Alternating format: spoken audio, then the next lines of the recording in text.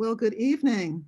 My name is Anita Farrington. I'm the Associate Dean of Student Affairs at the NYU Tandon School of Engineering, and I would like to welcome all of you to our 6th annual Diversity in STEM Summit. Our theme this year is Inclusive Innovation, Impacting the Future of STEM. And tonight, our featured event is Reimagining the Building Industry, Engineers and Architects Motivating Change. Now, before we begin, I know we have several guests in the audience that I want to acknowledge first. To our presenters, I know that you worked very hard to put this together, so thank you for taking the time. Much appreciated. A warm welcome to our students. You are almost at the finish line, and I know it's been a long, long semester, so I'm glad that you've decided to take a break with us and just breathe, exhale this evening. We have alums that are joining us, faculty, and also I think we have a couple of corporate friends in the audience and some not-for-profits. So welcome to all of you. So our 3 featured summit events this year all had the same goal, and that was that we wanted to do a deep dive into what inclusive innovation in STEM really means, which really is the intention, and I'm underlining intention, to address the needs, to address the wants and problems of those who historically have not been included. Within the construction and the building industry, for example, just envision this, creating a future where we design and we build and we create projects that mirror and serve the people and the society whom we build for. Now, our inclusive innovators this evening have been doing just that. They've been doing the hard work. It's not easy work to do. They have been improving access and making sure that there are career opportunities as they work at this whole area of inclusion. They have been role models.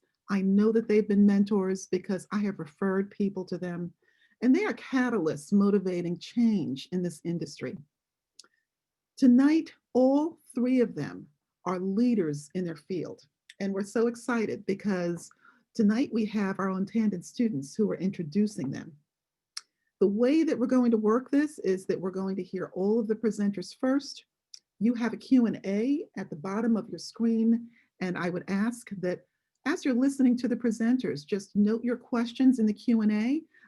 Please, I would ask that you make it easy for us and just indicate which presenter you're directing your question to. So let's begin. I'd first like to ask Tandon student Benchik Baylor to introduce our first presenter. Benchik? Good evening, everyone. John Rice is a professional mechanical engineer with over 35 years in the consulting engineering field in innovative, leading edge, and sustainable solutions for the built environment. John is president and principal of Legacy Engineers, a mechanical and electrical engineering firm with a goal to be a national model-based engineering firm and to champion more African Americans in the engineering field. John is a sustainable design expert and is recognized for his leadership skills and his passion for engineering. He applies out of the box thinking and cutting edge technologies to integrate modern energy engineering systems within traditional building architecture. He has vast experience in designing high performance HVAC systems for both new construction and renovations and across all building market sectors. His design has incorporated innovative sustainable features such as the local climate adaptive systems, geothermal heat pump systems, and rainwater harvest systems. He is a board member of the Urban Green Council and the past president of the New York chapter of ASHRA. Thank you. Benchik, thank you so much for that introduction. And Anita, thank you so much for having me for this Diversity in STEM Summit, especially for this topic, inclusive innovation, which, as you know, is a passion of mine. Let me share my screen and start my presentation here.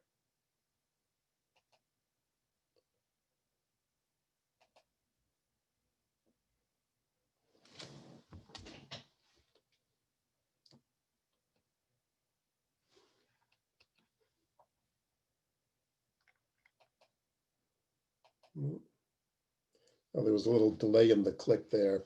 Okay, I put together a short agenda. This is what we're going to talk about tonight.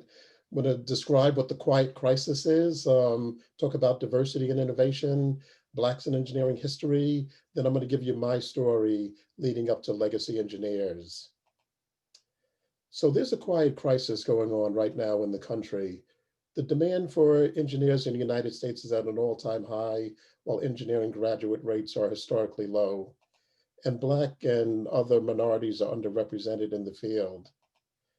Dr. Shirley Ann Jackson is the one who actually coined this term, the quiet crisis.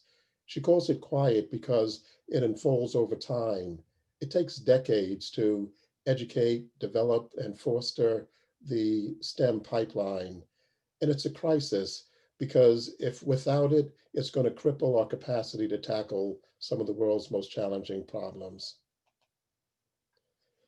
If we take a look at African Americans in the engineering workforce, right now African Americans make up 13% of the population, about 12% of the workforce, however, only 5% of the engineering workforce. And then if you look to leaders in the engineering workforce, it's going to drop off the chart.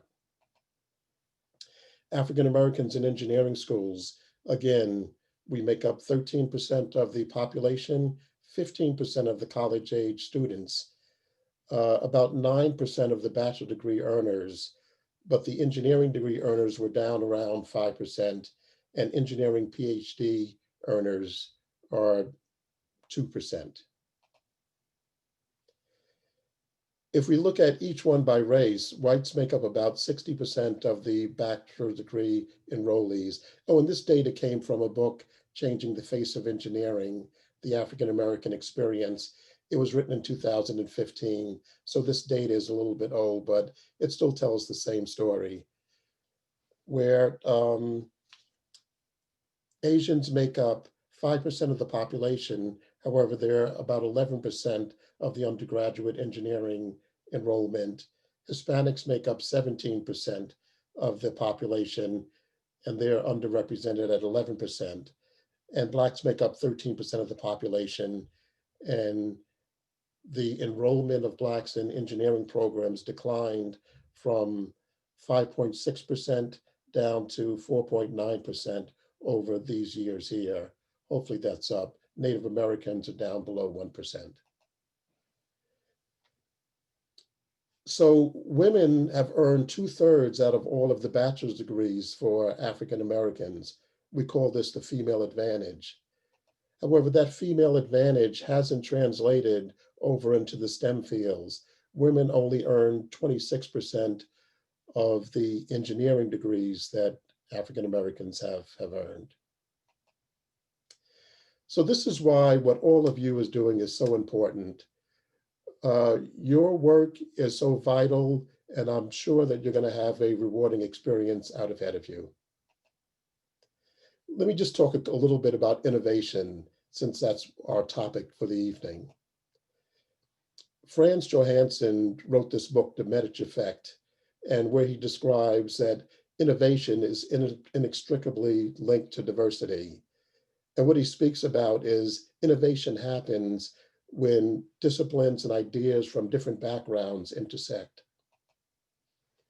And just as biodiversity breeds productivity and resilience, diversity of thought and ideas breed innovation and creativity. So you are just needed in the engineering construction field. And it's not only because of the diversity that you'll bring and all of the innovation that's going to bring with it. The clients are also demanding it. Right now, construction spending in the United States is $1.2 trillion industry. My field, commercial buildings, it's about half of that, 545 billion. 132 billion are done by federal, state, and local governments.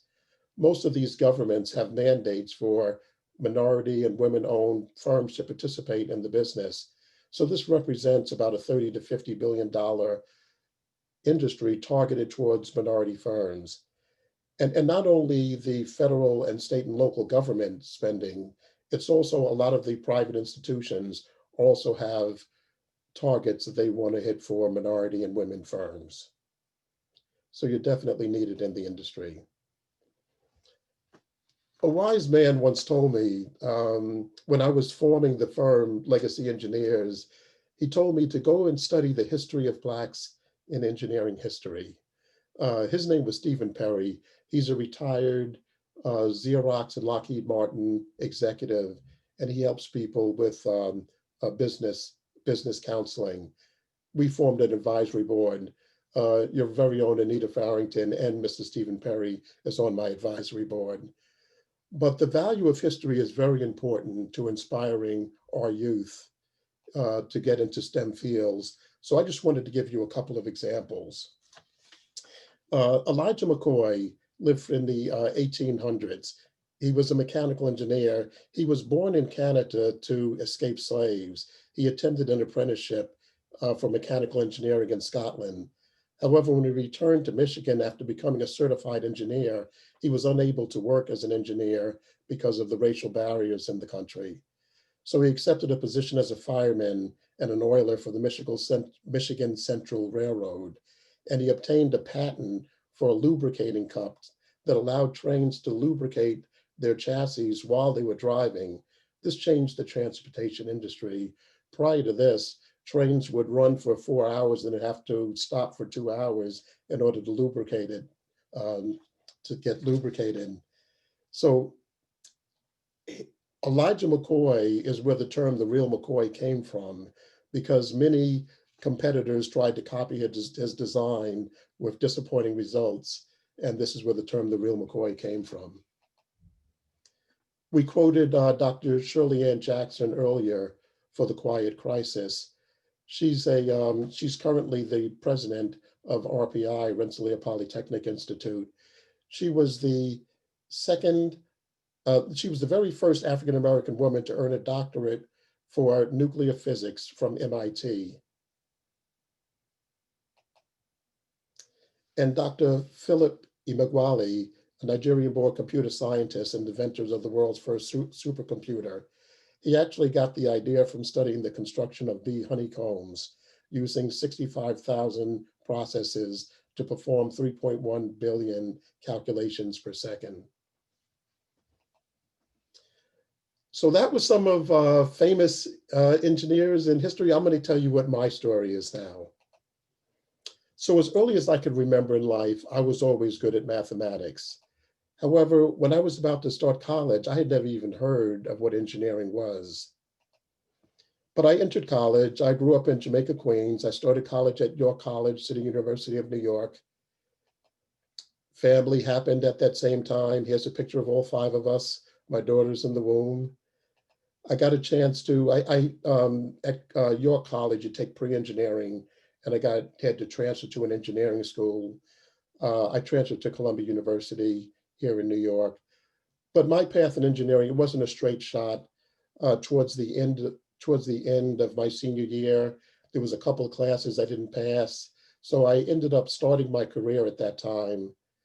But I always told myself that I had to go back, get my bachelor's degree, to get my professional engineering license, that I wanted to make sure that I had all the credentials, that I didn't want to be barred from any opportunities because of lack of credentials. So I set a goal for myself that I was going to get them by the time I was 40 years old. So I went back to school. I finished up my degree. My teenage son was there at my graduation. And then you can't see the date here, but this is actually 6 days before my 40th birthday. This is in February 1996. I had studied and I took my professional engineering license test. And then 6 days later at my 40th birthday, I celebrated my accomplishments, my determined idea to make sure I had my credentials by the time I was 40. And they paid off for me in my career. I worked for one of the very large consulting engineering firms in Manhattan. I'm a mechanical engineer, so we're in the building design industry. I became a partner in that firm. That was about 4 years after getting my PE license. I was invited into the partnership. ASHRAE is the American Society of Heating, Refrigeration, and Air Conditioning Engineers. I was a past president of that ASHRAE chapter. I sit on the board of directors for the Urban Green Council. They're the leading advocacy group for green buildings in the city. And I'm the principal engineer of record for many award-winning projects. I just want to share a couple of them with you. This one here was an international project. This was a new campus in Bishkek, Kyrgyzstan. It was a brand new building, and there was a couple of things that was unique about this local environment. It was a very dry climate, and the labor market was pretty cheap. The dry climate meant that in the United States, a lot of times we do radiant floor heating systems. We don't do radiant floor cooling because if you're in a hot, humid climate, the floors will sweat and it'll produce water and it'll be a mess. But in dry climates, you could do cooling also. And because the labor was cheap, we were able to run tubing through all the slabs in the building. And we used a geothermal heat pump system. So there's wells underneath this courtyard that you see here. And in the bottom right corner, this is a heat pump unit that's down in the basement. It's kind of taken on like a mythical image over in Kyrgyzstan, where it actually pumps heat from the ground into the building in the wintertime, and it extracts heat from the building and recharges the ground in the summertime. A little closer to your home in Brooklyn, I worked on a project for the Brooklyn Navy Yard. This is called the Brooklyn Navy Yard Center at Building 92. This is the first building that is actually open to the public from behind the walls of the Navy Yard. It was an original 1800s Marine Commandant building that one of the famous architecture firms in the city, Bible and DeBell, restored it to its original grandeur. And then they put a modern building addition on it that you see here. And they have a sun shield that's made out of a mesh, and it has the image of the USS Brooklyn that was built at the Brooklyn Navy Yard back in when it was in its heydays in the 1950s. We did sustainable systems for this also. We did a geothermal heat pump system. This was an open loop system. All of Long Island has an aquifer about 70 feet down. So we were able to drill wells 70 feet, pump water up into the building, collect all the heat, and then return the water to an injection well that's located behind the building. We also have a rainwater harvest system for this site. Since it was an old industrial site, it had this big 6-foot aqueduct that ran through the site. We were able to keep 20 feet of that. Instead of taking the whole thing out, we kept 20 feet of that 6-foot aqueduct, sealed it off on both sides, and used that for our rainwater harvest tank. That was part of our integrated design process. This won the Diamond Award, the top award in New York City in 2013. The other project that I was involved in was New York City's very first net zero energy school building. This is the Kathleen Grimm School of Sustainability, PS 62R in Staten Island. We did this for the School Construction Authority. And this, we put all the different systems. They wanted to showcase what it would be to do a net zero energy building, which means that it generates all the energy it needs that it uses in 1 year from solar energy. So this is the school. It has this PV panel ribbon above it, and we needed a little more power. So we put another ribbon of solar power above the adjacent parking lot. And this also has a geothermal heat pump system. It has natural lighting that brings lights in. We did a whole thing on plug loads and understanding how occupants use the building. It has induction ventilation. What else? PV power. Oh, and then also solar panels also produce the domestic hot water on the building. We showed these other options here. We studied many different systems for the building, fuel cells and biomass boilers, but these were weeded out for different reasons. And these top 9 were the ones that got into the design. So after a career of about 30 years in the consulting engineering industry, I looked around that industry and there was very few people that looked like me at the leadership positions in those fields. And I knew that I had to have some career for myself post my work at that last consulting engineering firm. So I stopped, and I knew my passion was to help other Blacks get into the field of engineering. So around this time, I had met this remarkable sister, Cheryl McKissick Daniel. She owns a construction firm in Manhattan. Her grandfather and her grandfather's brother, they were the very first two registered architects in the United States. They founded her firm in 1905. They built some of the historical block of the buildings at the historical Block College campuses in Nashville, Tennessee, Tuskegee Air Base. So she's the owner of this construction firm, and she wanted to form a professional corporation to get other procurements that she didn't qualify for with her corporate structure. I wanted to start an engineering firm. So we teamed up and we founded Legacy Engineers last year in 2019.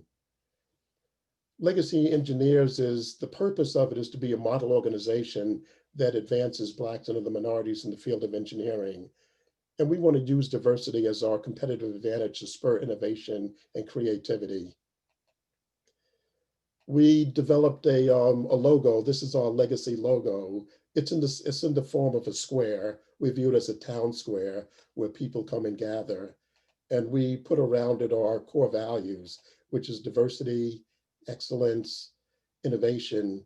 You know, diversity and excellence spur innovation. And that with that, we want to have an impact on people's lives and our industry. And we finished that out. This is a pin that we developed for wearing on our lapel. It has the gear, which is the engineering symbol, and then the colors red, black, and green, which represent the people and the struggle that we've been through and our journey to prosperity. So, but the best part about Legacy Engineers is why we set this firm up. Legacy Engineers is going to be passed down to the young men and women that we're going to be mentoring in this organization. We see this as a model of Black entrepreneurship and a model of inclusive innovation, which is your theme tonight. These gentlemen, this is Cheryl McKissick Daniel that we launched the firm. This woman here, she helped us with our strategic planning session. This is a picture that we took at the end of it. And these young men that you see here, I've worked with them previously in the industry. They're great electrical, plumbing, fire protection, and CAD, Revit, BIM modelers. And we've set this firm up for them and for future generations to be, we're going to stand up this Black MBE firm to be a national best-in-class firm that we want to leave behind for the industry. So with that, I want to pass it along for your next presenter. Thank you. John, thank you. Thank you so very much. And you know something, this is just hearing your personal narrative is just such a reminder that we have these dreams. It's not always about a straight line, and it's not always about a predetermined timetable. And you persisted. This is what we tell our engineering students. And what is it that we tell them? That very often it involves you try it, you fail, and what do? You keep on going and you keep persisting. So thank you. Thank you. This was just a great way to frame this. Thank you. This talk this evening. So now I would like to ask Camilla Savadra Lozano to please introduce our next presenter. Hi, yes. So Kimberly Dowdell is a licensed architect and frequent speaker on the topic of architecture, diversity, sustainability, and the future of cities. In her current role as the 2019-2020 National President of the National Organization of Minority Architects, she is working closely with her board of directors and staff to increase opportunities for women and people of color to gain more equitable access to the building profession. Kimberly's career aspirations are rooted in her upbringing in Detroit, where she was initially driven to utilize architecture as a tool to revitalize cities. She earned her Bachelor of Architecture at Cornell University and her Master of Public Administration from Harvard University. Her professional experience has spanned from architecture to government and teaching to real estate development. Kimberly is currently a principal in the Chicago studio of HOK, a global design firm. She is a lead accredited professional, a co-founder of the SEED Network, and an American Institute of Architects 2020 Young Architect of the Year awardee. Kimberly was recognized by Crain's Detroit Business and Crain's Chicago Business as a 40 under 40 honoree in 2018 and 2020, respectively. Kimberly's overarching mission is to improve the quality of life for people living in cities. No, thank you so much for the introduction, and Anita, thank you for inviting me to be here. It's a delight to share a little bit of my story with you and talk about innovation and inclusion. So I'm going to share my screen, and also just thank you to John for sharing his story with us as well. I thought that was really amazing. Just make sure you can see my screen here. Can everyone see this? I hope so. Okay, good, thank you. Okay, so as was mentioned, I really enjoy talking about cities and the future of cities in particular. And when I was asked to speak here tonight, I wanted to kind of weave in how the STEM fields are a part of the future of our cities. So I'll start by just talking about my personal career path, just to give a little bit of background, although you just heard the bio, but this is kind of a point by point, not including everything, but a lot of the highlights of my career since I got started when I started architecture school back in 2001. But before that, I grew up in Detroit, graduated from Cornell, as was mentioned, did basically a bunch of stuff that you can read on the screen. But the major takeaway for me is that as John mentioned, your life, your career is not necessarily a straight path. And so I took a lot of different, detours and did a lot of different things, including architecture, including teaching at University of Michigan, working for the city of Detroit, going to government school, which, people often ask, well, if you're an architect, why would you want to study public administration? And I often talk about how buildings are so much a part of the public realm that that actually policy does shape how our buildings and developments are, are developed essentially.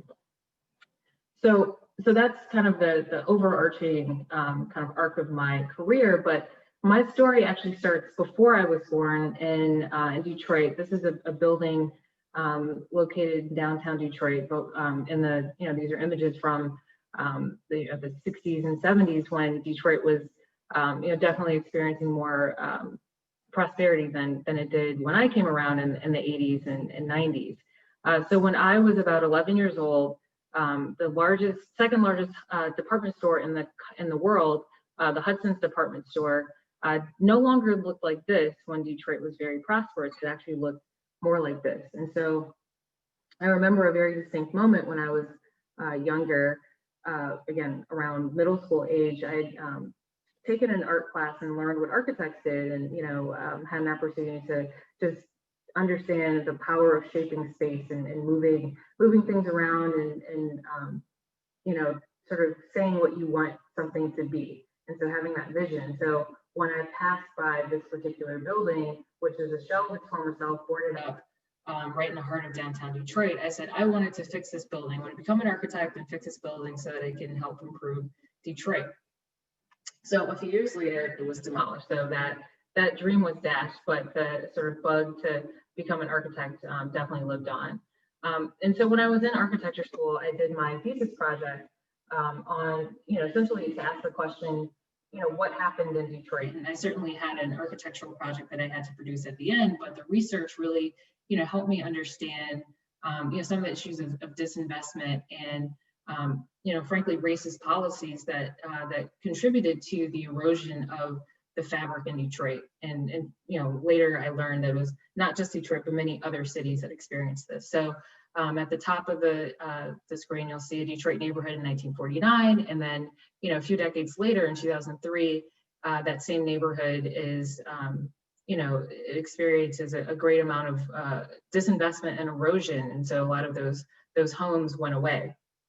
And if you are interested in learning more about how that happened and how, just the economic outcomes for people, particularly people of color living in urban disinvested areas, there's a great book called The Color of Law by Richard Rothstein, which talks about how systemic disinvestment limits access to capital, education, jobs, quality foods, healthcare, transportation, and technology.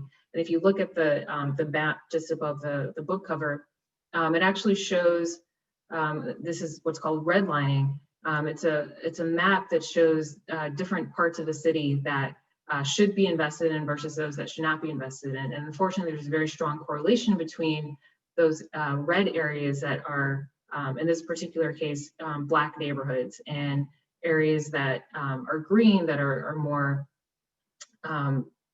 suitable for investment. And those are typically mostly white neighborhoods. And so, so this is something that I think has really shaped my understanding of how our built environments, not just in Detroit, but also in New York and Chicago and LA and throughout the country, have evolved. And that actually contributes to the racial wealth gap.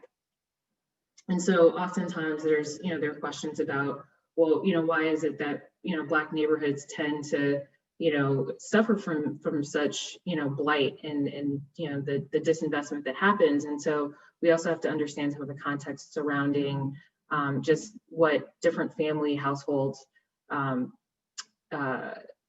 have just in their possession, which comes from generational wealth building, which is often tied to real estate. And so there's a lot there. And I can't get into all of it in just this talk, but I did want to at least share some of these stats so that you can see what some of the challenges are from a financial perspective. So the median household wealth of a white family in America, around this point in time is around $120,000, but that same number for Latinx family is around 1,600, and for a Black family is around 1,200. And so that starts to tell the story a little bit more as to what we're seeing and why.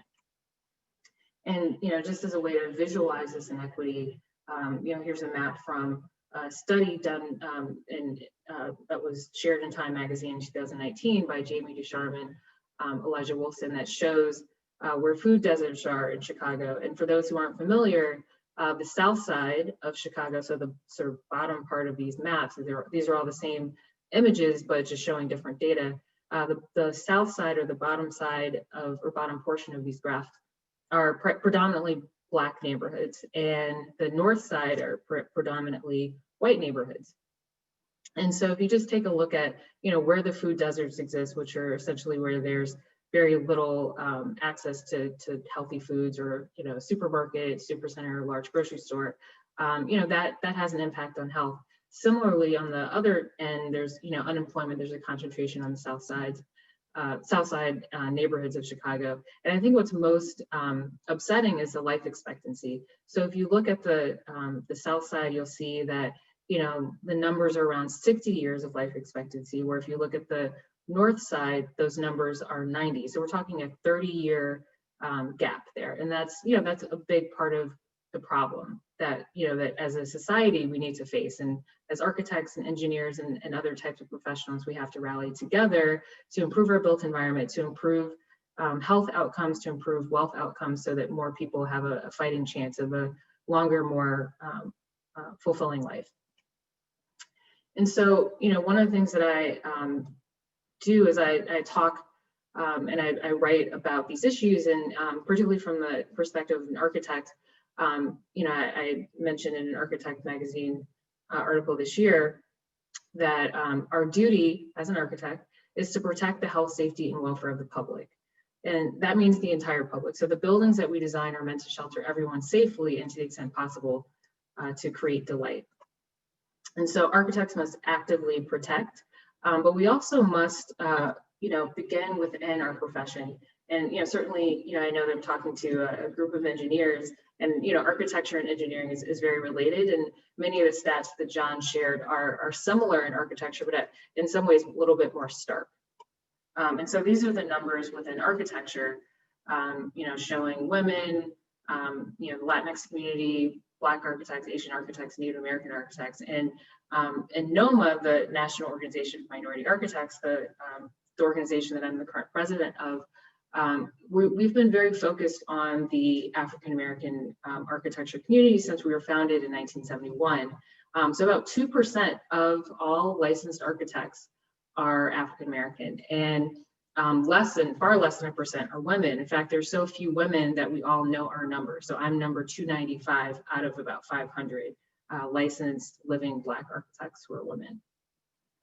And NOMA actually just adopted this Director of African American Architects, which has been around for quite some time. It was housed elsewhere, and we recently kind of did a refresh on it so that we could, just better help to catalog who are these architects, where are they located. So if you go to blackarchitect.us, you can look by state and see all the different names.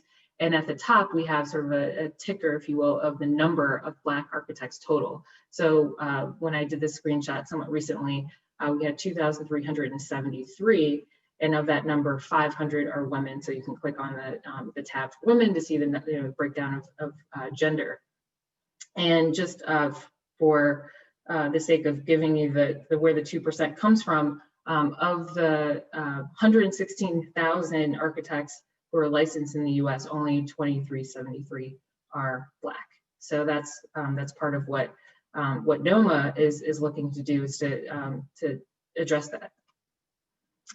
The other thing that I wanted to make sure that I highlighted specifically for this, this forum, was the importance of diversity and inclusion and how it drives innovation. And so I wanted to flag something that I noticed last year, and I took a screenshot of it, about how Stanford launched their Institute for Human-Centered Artificial Intelligence with great fanfare. And the mission was to create, design, AI, or artificial intelligence, that's broadly representative of humanity. 121 faculty members were listed, but not a single faculty member was Black. And that just goes to show, and there probably was not ill intent there, but the point is they're missing a perspective in the room that said, hey, we don't have any Black people. Or and I don't know what other groups were not represented, but that's a real issue. And so that's why it's so important that we have diverse teams and inclusive teams. Teams make a huge difference. Great human accomplishments are generally achieved by a team. Diverse teams are typically stronger, and inclusion is so important, because without an environment where all team members can contribute their best, the diversity won't matter. So if you want to learn more about making kind of the business case for diversity, I encourage you to check out the book, The Difference by Scott Page, and also think about diversity of diversity. So not just race and ethnicity, but gender and physical ability and skills and age and all of those different ways that we, bring our best selves to our work. We all have a lot to contribute, and I think that the more diverse our teams are, the better success we'll have in our ventures. And also, just in the U.S. context, diversity is definitely happening. So by 2045, according to the Brookings Institute, the majority of people in the United States will be people of color. And so I think we have to be mindful of that and obviously embrace that, but also just understand what that's going to mean for for the future of our nation.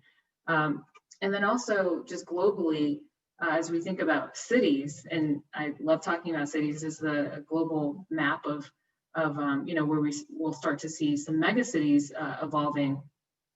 But here in the US, there are about 300 million people living in cities today. And by 2050, that number is expected to be 400 million people living in cities. So as our cities become more diverse and more dense, we have to be prepared to really make sure that we're creating a future that is harmonious and healthy for everyone. And so, I often show this image. I actually used to live in New York. I used to work right across the street in the HOK office from Bryant Park. But I often show this slide, not so much for the New York piece, but just because it demonstrates that density and, really just a beautiful kind of symphony of a city. And, that actually inspired a few years ago for me to kind of come up with my own personal mission, which is to improve the quality of life for people living in cities. So a lot of the decisions that I make about what I get involved with are driven by this mission. So for the students out there, and really for anyone, I encourage you to think about what your own personal mission is and how that can help drive your decision making. So one of the decisions that I made a few years ago was to accept an invitation to become the national president of NOMA. And so I am all in for NOMA, and I'll talk about what that means in just a little bit. But I've been the national president for the last 2 years. In fact, my term is ending at the end of this month. And so I'll just share a little bit about NOMA. Our mission is rooted in a rich legacy of activism to empower our local chapters and membership to foster justice and equity in communities of color through outreach and community advocacy, professional development, and design excellence. And I mentioned that, the 2,300 or so Black architects in the US just a few slides ago. Well, one of the things that NOMA is looking to do to change that is working with the AIA, which is the American Institute of Architects, large firm roundtable representing the 60 largest architecture firms in North America. So teaming up with them to double that number by 2030, which is it's a very aggressive goal, but if you don't aim for the moon, you can't land in the stars. So that's what we're targeting. And frankly, because 10 years is not even that long from now, and it takes on average someone 12 years to become an architect from starting architecture school through licensure. We actually can't count on elementary school students or middle school students at this point. So we're relying on high school students, architecture students, and those who are currently on the path to licensure. And just to kind of put some faces to these segments, we have our national program called the NOMA National Project Pipeline Summer Camp, which is geared towards getting to people as early as possible so that they can get exposed to architecture, see people who look like them who are going into the profession, and just exposing them generally to the STEM fields, to to the AEC community, so that they have just more options around what they can do. Some of the challenges are just awareness, like I mentioned, which is why we have NOMA Project Pipeline, creating connections with, within the design community in particular, sharing resources. Again, the wealth gap is a major issue, and architecture is a very expensive major. And also just incentives, looking at ways to incentivize people to spend either 5, 6, or 7 years in school, and then come out and do this work.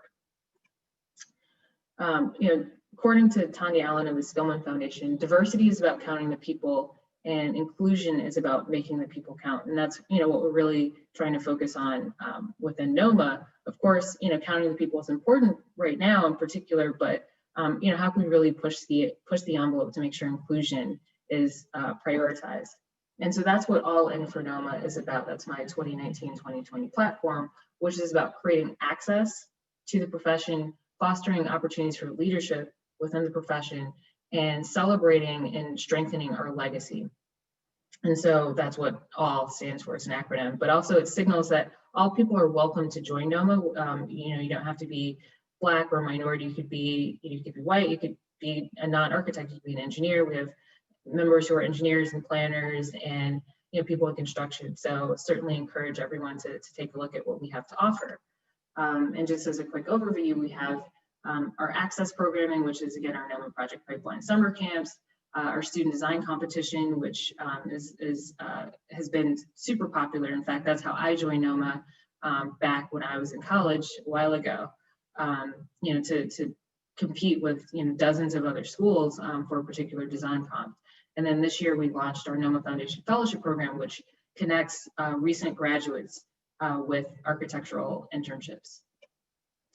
Our leadership programming includes things like participating in our annual NOMA conference, serving on our NOMA our NOMA national or local leadership boards, and then also encouraging leadership at the chapter level. So one of my favorite stories for chapter leadership is the NOMA Nashville coloring book, which the chapter president basically noticed that her kids really like drawing, coloring her drawings when she brought them home for work. So she created a coloring book, and that's now available on Amazon, and it showcases the work of minority architects in Nashville. So that's an example of leadership that we appreciate. And then finally, legacy. We have a professional design awards program, which was recently named in honor of Phil Freelon, who is a very talented architect who we lost too soon, who also won many of the design awards during his life. We have a scholarship fund, and then also a fellowship that was also named in honor of a longtime NOMA leader and member. So a couple of highlights about NOMA. We've grown significantly over the last 49 years. In fact, we're celebrating our 50-year anniversary next year. We started with 12 founders who are all African-American architecture firm owners.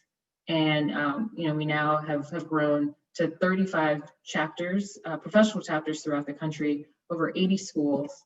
When I started in January of 2019, we had 902 members.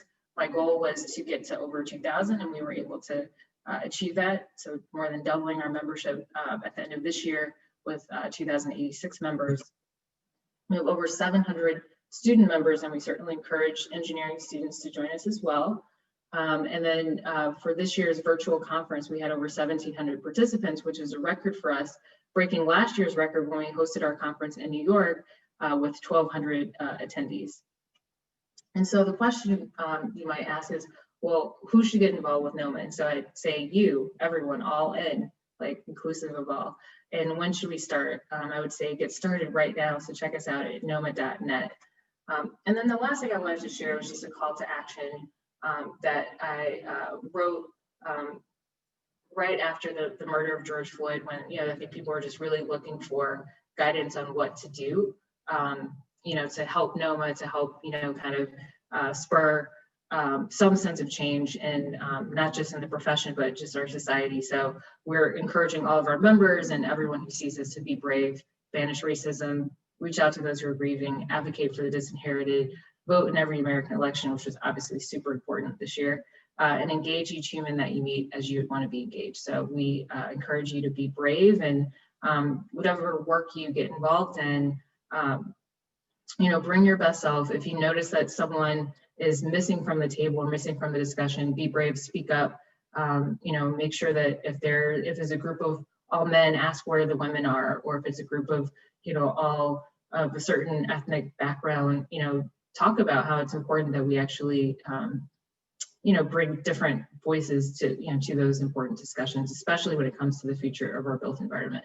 So with that, I will turn it over, but thank you. This is a shot from our Project Pipeline camp in Chicago. We hope that you'll join us for future programming. And again, thank you for the opportunity to share. Kimberly, thank you so very much. First, the data. It's hard for us to hear data like this, underscoring the inequities and the challenges that are faced still by so many underserved communities. But we have to start there. We have to start there.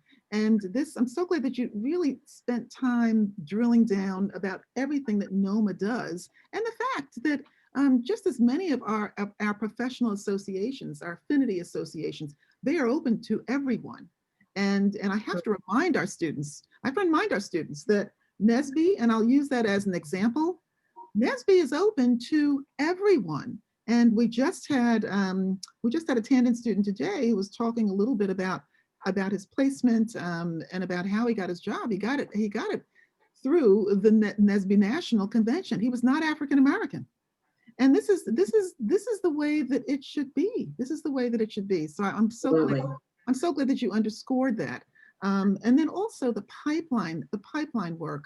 And John Rice knows this because Legacy Engineers is making this a priority as well. And I'm thrilled to be on their board. It's critical. And it's a longer process, as you pointed out, for potential students pursuing a track in architecture. So thank you for hitting all of the points. Hopefully I didn't go over the time, but thank you. All the points, and really the challenge for us to be brave and to have difficult conversations. Thank you. Thank you. Great. So now for our next presenter, I'd like to bring tandem student Ashley Gonzabe out, and she is going to introduce our last presenter. Thank you. Christine P. Davey, she's a senior consultant in Deloitte's real estate and location strategy market, offering where she skillfully leads her clients in the areas of business transformation, workplace strategies, and operations improvement.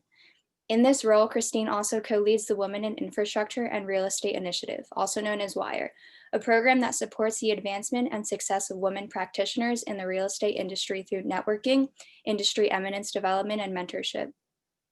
Prior to joining Deloitte, Christine was a construction engineer at Clark Construction, where she scoped, priced, and drafted contracts for various trades valued at up to $8 million each. Christine attended the NYU Tandon School of Engineering as a recipient of the Turner Construction, Links Incorporated, NACME, and NYU Poly Promise Scholarship, and earned her Bachelor of Science in Construction Management. While at NYU, Christine was an active leader in the National Society of Black Engineers, also known as NSBE, an organization dedicated to increasing the diversity and retention of minorities in STEM fields.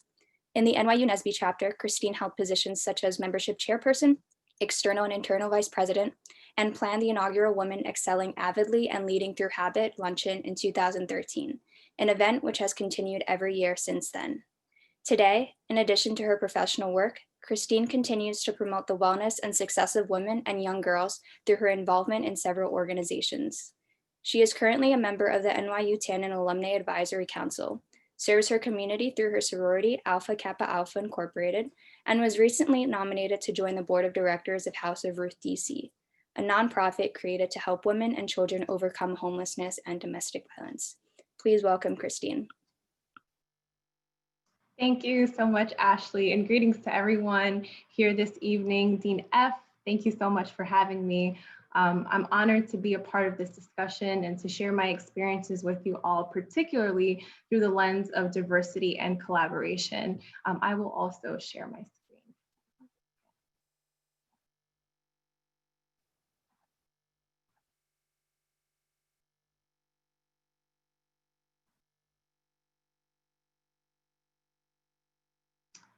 Right, so yeah, I mean, now more than ever, I believe that DE&I must be integrated into the way we execute on things across all industries. And a lot of the stats that John and Kimberly just shared support that. As read in my bio, I am now in consulting, but the building industry is very near and dear to me. It has impacted the way that I show up into the world and has given me opportunities to connect with people that I otherwise probably wouldn't have encountered. Though it's come a far way in recent years, the construction industry has certainly and generally been homogeneous. I remember oftentimes being the only African-American woman in the room, both on the construction site and in the classroom. And I think there's a lot of room for companies to be able to hire, develop, and most of all, retain diverse talent. So before getting into why I think diverse thought and collaborative teams are important, I'll just quickly share a little bit of my career journey as context.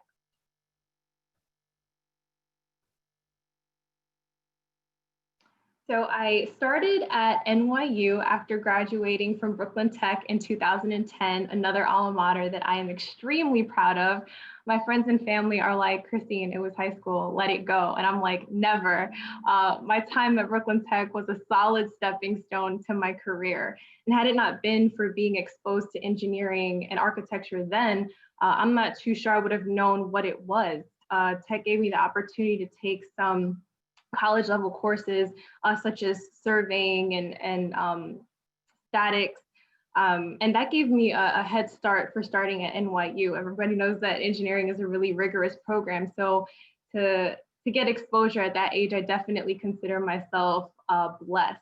And when we talk about diversity initiatives on the corporate level, a lot of that is dependent on a pipeline that starts way earlier than college, oftentimes middle school. That's what a lot of stats are saying, where the disparity starts. So again, really considering myself lucky to have been exposed to those subjects back then. And for that reason, I will always start my story here at Tech.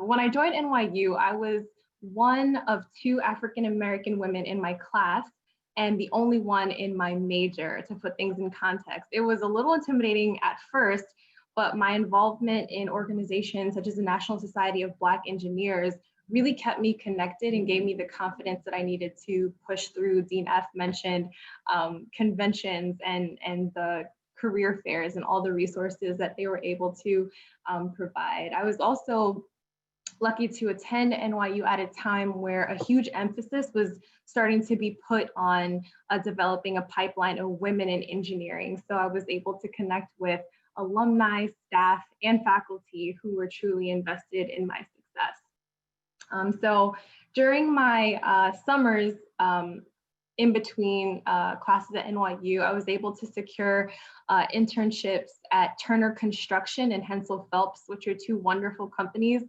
They allowed me to gain insights into the industry and spend my summers doing real things in construction, doing surveying, completing takeoffs, answering RFIs, completing change orders, and much more. Of the three, I'd say the Marriott was the largest one in size and cost, and also the most diverse, not only in race, but when we talked about the diversity in diversity, it was also diverse in gender and academic background. So I would also say that it was, to this day, one of the best teams that I've worked on. And I don't think that it's a coincidence.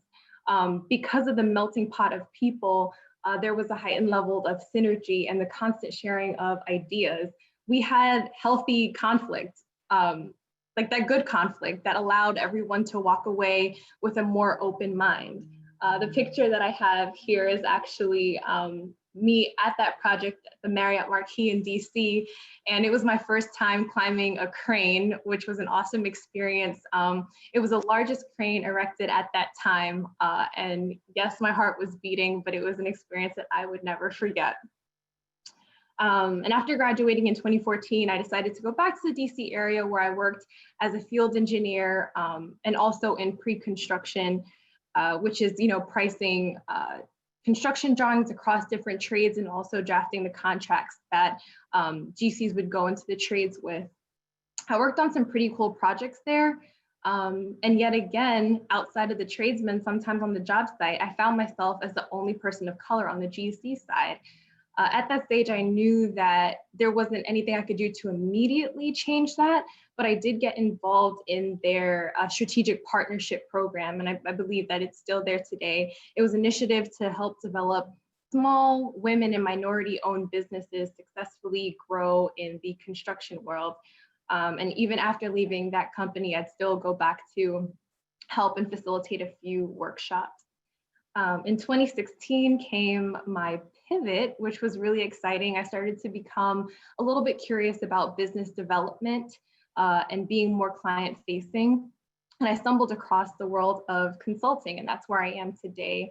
So over the last 4 years since I've been a consultant, I've helped clients with workplace transformations alongside engineers and architects, operations improvement, and most recently, which has become a big interest of mine, change management and strategic communication. In and outside of my role, I've been working to marry my technical background in construction with my interest in the way that people learn and adapt to change, like really making sure that people are empowered to embrace the change that is happening within their environment. And so everything that I do is always cast against the backdrop of diversity, equity, and inclusion. So on my journey, I've learned to value the skills and perspectives that architects and engineers uniquely bring to construction. John and Kimberly, you guys keep me honest here, but if I were to highlight the foci of each, engineers generally apply, scientific principles and other quantitative elements to ensure the stability and safety of a structure, whereas architects help connect the dots of human-centered design, the building's environmental context, what's around it, and the aesthetic to make sure that the space is not just livable, but it's enjoyable and it's purposeful. And so both professions are integral to the building industry. I'd also mention that the qualities that I've listed here are not exclusive. Oftentimes you'd find overlap. Collaborative relationship is certainly important between engineers and architects, or any team for that matter, because through collaboration, knowledge and creativity is shared. You'll find that problems are solved at a quicker rate. Many collaborative teams tend to be more agile as well. They're able to quickly respond to the changing demands that sometimes your clients will have.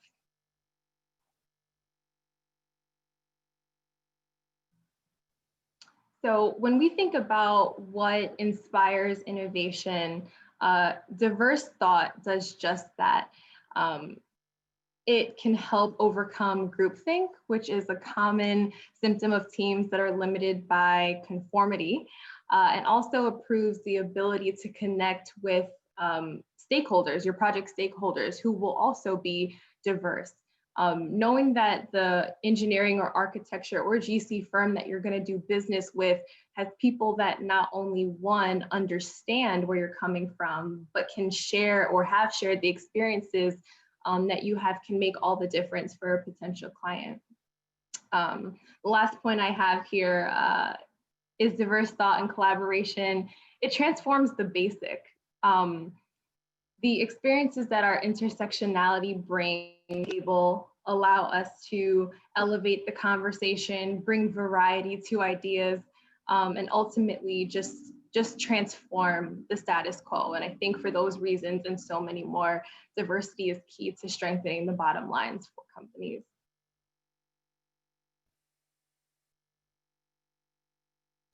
So in closing, I'd like to share a few tips for promoting a diverse and inclusive space, whether you're at work or in the classroom.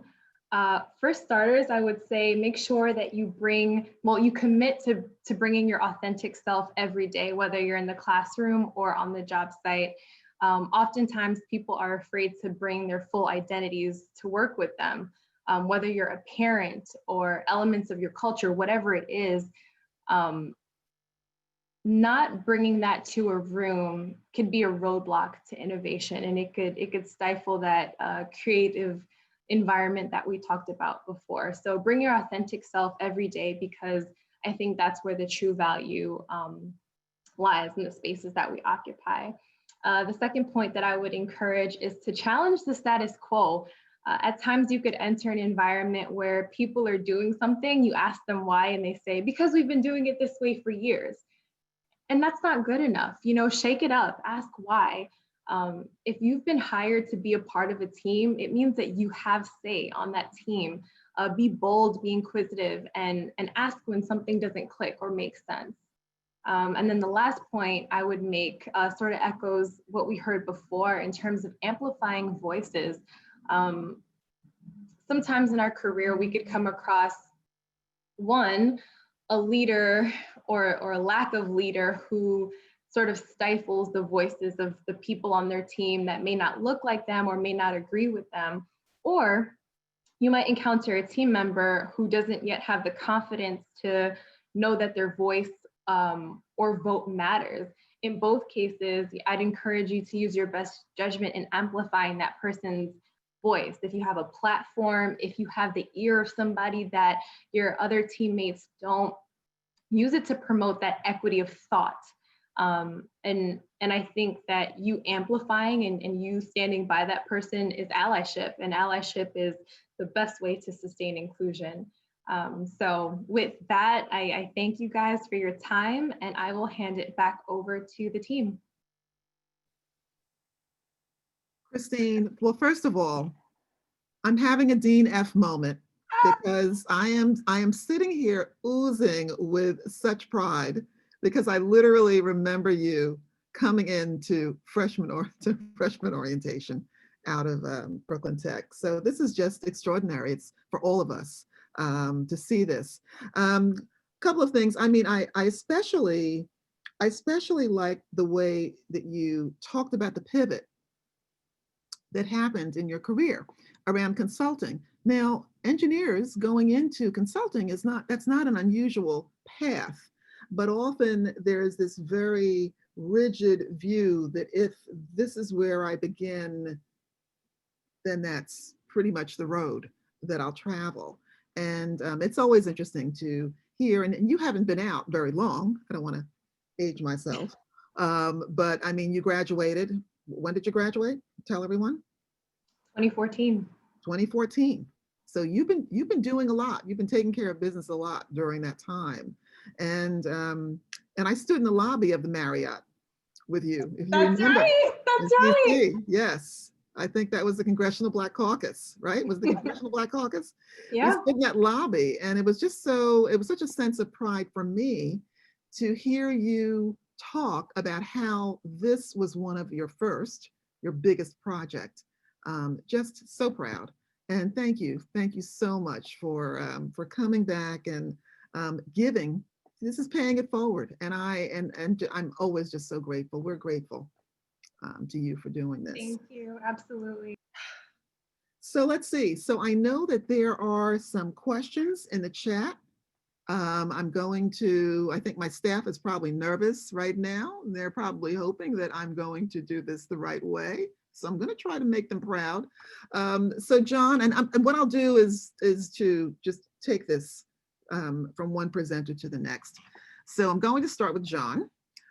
John, this is for you. Given age discrimination in an issue, given age discrimination is an issue in various fields, what recommendations could you provide for a non-traditional student interested in a career change to a sector of engineering? And then, and this is related, how can one overcome potential age discrimination if it exists within the engineering field? This is a great question, but I think you've heard from everyone who's spoken tonight that I think the most important thing is just to pursue your dreams, pursue your passions, go at them hard, rely on mentors. There's a great community out there that'll be supportive of some of these transitions. And so in engineering, we hire engineers of all different ages. Most of them coming into the field are, straight out of college. It wasn't always like that. Originally, engineers got into the field from being drafters, and then the drafts people learned the different engineering trades. I think the same thing now. Some people are getting in with the computer skills, the AutoCAD and Revit, and they learn design from there. But I would just encourage you to pursue your passions, reach out to people, and use the resources that are there for you. Thank you, John. Mm-hmm. This one is for Kimberly. Can engineering students get involved with some of the NOMA programs? And Kimberly, I know you talked about membership, so maybe talk a little bit more about that. And I'm just curious too, what percentage of NOMA members are engineers? And are they attracted to any particular programs in NOMA?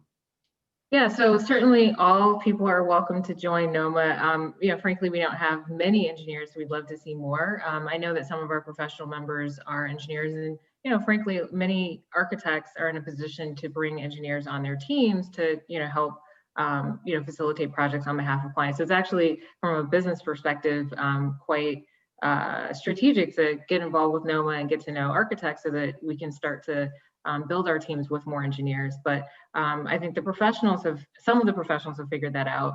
And so they'll give presentations at our annual conference, which helps us with our continuing education requirements. And then, we'll have those folks in our network and we'll think of them, and we actually have projects that we need to, hire engineers for, or, they'll be our consultants essentially. But we've not really had much traction in terms of students, but this might be an opportunity to change that. So please join us. In fact, our 50-year anniversary is happening next year, and it's going to be in Detroit, Michigan, which is where the 12 founders of NOMA all came together at the American Institute of Architects conference and noticed that they were the only ones who looked like them, and that's how NOMA was founded. So we're celebrating that in Detroit next October. So hopefully you all can make the trip over. That's terrific. And I know that this, the NSBE convention was in Detroit, and I was actually there. Yeah, and Detroit just turned out, and the people of Detroit were just so appreciative. They did everything possible to make us feel welcome. So that's exciting that you're going to do it there, and this really just fuels their economy. That's terrific. Definitely. Yep. So let's see. I have a question actually, and I'm going to pose this to Christine, but this is for any of you. And this is a question, as you can imagine, our students during this pandemic are struggling as they are career searching.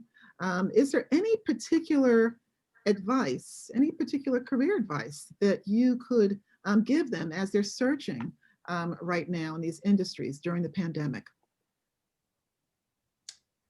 Sure, I would say that when you are developing your resume or your LinkedIn profile, understand that no accomplishment is too small. I think when you're trying to develop your experiences, you feel as if it wasn't a huge internship, then you can't put it. But so many of the skills that we develop in these organizations, they matter. So if you served as a chairperson or as a board member on an organization, capture those skills, really dig down into what that experiences were like so that you're able to show that company what you can offer. I would say network, network, network. Don't be afraid to message somebody on, LinkedIn or whatever platform to send a cold email. I remember so many times just hesitating, you feel like you're going to say the wrong thing or you don't know what to say, but just go for it because you will lose all of the shots that you don't take. Yeah, that's a great point. I would say in terms of emailing people, especially during this time, a lot of us working professionals are pretty busy. And so if you don't hear back from someone right away, don't take that as a rejection. Just, do a friendly follow-up or two. I know I'm guilty of needing like a couple of nudges, but always happy to talk to younger people when I can kind of fit it in. And I'm sure that's true of my fellow panelists as well. And then, it was mentioned how important it is to network and, just to make it clear that you're looking for an opportunity and to connect with, with mentors and other peers. And I think particularly for engineers, I would suggest look at architecture firms because there are larger firms that are AE firms. So for example, HOK, where I work, we're big A architecture, but we also have a number of different engineering disciplines within the firm. And I don't think people necessarily are looking at that because they might go directly to engineering firms. So that's maybe a little workaround that you could consider. Yeah, I want to reinforce the point on networking, particularly in the pandemic. What I found in the pandemic is that people are more stationary now. Before that people were busy, they were going to meetings and it was hard to get on their calendars. Now you could almost always catch who you want because then I think people also, because you're a little more isolated, maybe even more open to speaking. So I would certainly use the tools that you have for networking. Anita, I'm also glad that you asked this question because my last slide, I forgot to put one thing on there, and this was the study group that we formed. As the pandemic started, there were two young graduate engineers that were referred to us. And at the time, we had to learn this new computer program. The Train Trace program has been a load calculation energy modeling program in our industry forever. And they just changed their platform from a chart-based to a more model-based software. And so I launched Legacy last year. I called up Train to get the program I knew. They said, oh, we're phasing that out in 2 years. We have this other one. So we signed up for it. And little did I know how complicated this was going to be. So when these young people were referred, we started the study group. And the first young lady who joined us, she became a master at this thing. She's working with us now, paid. But we're going to roll out this study group, and we're going to start training. Even if we can't hire at that time, we are going to train them in HVAC. They'll have something to put on their resume, and they could get picked up. So, but I would encourage networking and speaking with people. I think you'll find they're easy to reach, and you'll find opportunities. Yeah, and also make sure that you have a LinkedIn profile with a pretty professional-esque photo and good information filled in, and connect with people shamelessly. John, your response was right on time, because one of these questions has to do with how this individual could go about becoming a mentee. So I'm always happy to see my students lean in here at these events, because internships have happened and research opportunities have happened, and I'm not going to call him out, but I'm so glad that he did. So I could help to make that virtual connection happen, for sure. But if this is generic advice, because it's always interesting to, we talk about the mentor-mentee relationship, but it's not always so easy. And especially if you are approaching someone who you don't know, is there any particular, I mean, really getting specific, or any particular advice that you can share with our tandem students about how to cold call in terms of that? Well, I've been a mentor almost my entire life. Um, and in my previous firm, the father of our firm, he had this philosophy that everyone could do business development. Everybody has connections. From the intern just coming in to those who have been there 30 or 40 years. So I would say the same thing. You can mentor wherever you are. Young people that people in your community. That's where I started. I'm a big, I guess you could say, I'm a big chess fanatic, and I was always trying to get worthy opponents. And my friends never took it seriously, so I started teaching all the kids in the community. I was doing mentoring in the junior high school where my kids went to school, and so there's just so many opportunities. I'm glad whoever this is looking to be a mentor. It's so needed, and anyone associated with NYU has the skills. So start where you are and use the advice we just gave. Start networking. There's going to be great opportunities out there for mentoring, especially in the wake of the Black Lives Matter, and there's a lot of businesses that are looking to do positive things in the community. So you're going to start seeing a lot more programs being rolled out to reach our communities. One thing I would add to that is I subscribe to this notion of like 360 mentoring, where I often ask my mentees, if you will, like questions. This is like they know things that I don't know, and I certainly have younger mentors and mentees, and older mentors and mentees. So it's just kind of like an exchange, because there's I kind of regret admitting it, but like there's some things like with technology, I'm like, wait, I'm a millennial though, but like I don't know how this works, and so there are, I guess, Gen Zers that know how things work. And so, ask them questions, and, certainly folks who've been around the block for a while, ask them questions as well. So here's a question for all. At what point should students think about working for themselves rather than entering the job market, working for existing entities? And how do we foster and support that? It's a budding entrepreneur, and that's for any of you. I would say just do it. Like if there's something that you are interested in exploring, it's actually very inexpensive to, start an LLC or an S Corp or whatever, and just experiment. And, if it launches, certainly, get advice and things of that nature. But the worst thing that can happen is that you fail and that you just close down the LLC. I mean, obviously you could lose money or whatever, but, obviously you just take careful steps, but I say just try it, go for it. Yeah, I would add on to what Kimberly is saying that all the wise entrepreneurs that you hear, they say that they failed more times than they've succeeded. And, failing isn't necessarily the worst thing that could happen. It's, you learn from everything. So all these entrepreneurs say, just go for it, that you'll, get good experience, and you'll learn and you'll grow from the experience. Yeah, there's a saying, sometimes you win and sometimes you learn. So That's right. So here's a follow-up to that. Is entrepreneurship and finding work experience manageable for engineers? And this is really, I think this is really about balance. So the question is entrepreneurship and then finding the work. Once you're an entrepreneur. Is entrepreneurship and finding work experience manageable for engineers? I'm sorry to finish, I did finish that. It just disappeared. This finding work experience. So they're an entrepreneur, but they'll be getting work experience as they. Oh my goodness, okay, it just disappeared. So whoever wrote that, please send that to us again so that we can circle back to it. I thought the way that I read it, I thought it had to do with balance. I see in the chat here. Okay, you're seeing it? It says both at the same time. At the same time, so it really had to do with balance. Yeah. You want to take that? That's always the challenge. I left a very large firm where I could be pretty singularly focused at, getting work and maybe setting up schematic design concepts and things like that.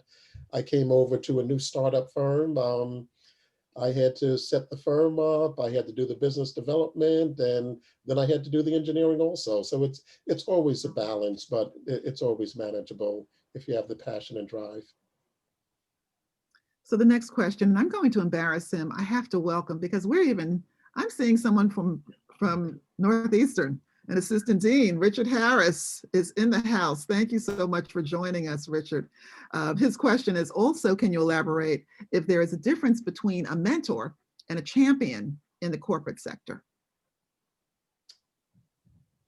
Yes, there is a difference. I mean, a champion can also be a mentor, but I call a champion or advocate. There's sometimes people within, within your firm or company or office that, have the ability to be in rooms that you can't be in yet, to kind of say, hey, this person should be eligible for this opportunity, which is different than, giving you direct advice. It's like, they can listen to you and understand what your interests are, and then they can go into those rooms that you don't have access to advocate on your behalf. And that's actually extremely important. So I'm glad that you brought that up, because you need to have mentors and champions. Again, they can be the same person, but it's not the same exact same thing. And oftentimes champions don't really have time to like mentor you the way that a mentor might have some time.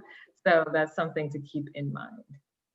Yeah, and I would just add to that, a good mentor helps you do the self-work that's needed to be successful. So when finding a mentor and spending time with a mentor, definitely make the time worth their while and your while. So come in with questions, areas that you want to improve, and be direct. This is where I want to go. I want to identify the gaps to get from point A to point B. Who are the people that I need to be talking to? What are the books that I should be reading? And I think that's one thing that could really make the relationship fruitful. I'm so glad that we're having this conversation, really diving in a little bit more on mentorship. It's so critical for our students. We hear about it all the time. There really is no how-to guide for them. And I'm, look, I'm just going to say this.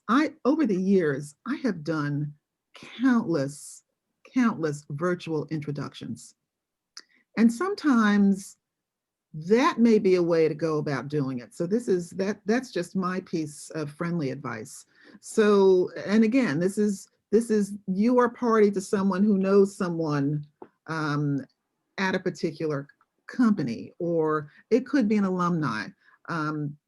It could just be a broad ask to me in some cases, asking whether I know someone in this particular, in cybersecurity, based in DC. It could be a question like that, and that can lead to that type of introduction. So you have to be fearless. I think it's not easy, I know, for a lot of our students to lean in and do that, but so critical. And I've just seen so many students who have been able to do it and just really have had a great deal of success. So it's not always about walking into that reception at a convention and having that face-to-face. It really, often can be about knowing someone and then asking them to make the connection on your behalf. So there's an interesting question for me. And the question has to do with whether NYU had considered starting an architecture program. And they're asking because they're looking at Tandon, they know that we have CUSP and such. And actually in a past life, when I was Dean of Freshmen for a number of years at the College of Arts and Science, and I just looked it up quickly to see if they still have it, but there is a major and a minor in urban design and architecture studies. And actually it's based in the College of Arts and Science. So I just wanted to make sure that I got that response in. So let's see. So folks, I'm being mindful of time. I want to thank all of our presenters again. If you haven't had a chat, and I did it, if you haven't had an opportunity to take a close look at the chat. I almost got a little distracted at one point because it was just so enjoyable to just read the comments and feeling the love.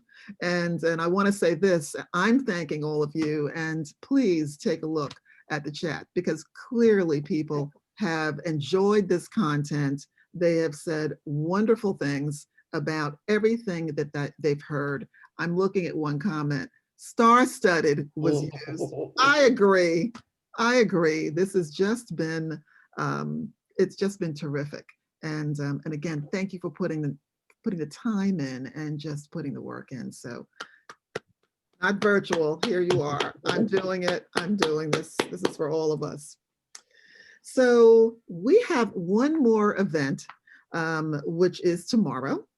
And tomorrow at 6 o'clock, and this is the closing event, and we're going to focus on the STEM pipeline. And I love the fact that everyone here really touched on the importance of the pipeline, and this is really my particular passion. Certainly in my next chapter, I think many of you know that that I'm exiting from NYU after 39 years, and my next chapter will be focusing on making an impact on the pipeline, particularly building STEM awareness, STEM education awareness, yes, for females and for underrepresented minority students. So tomorrow is officially my last event.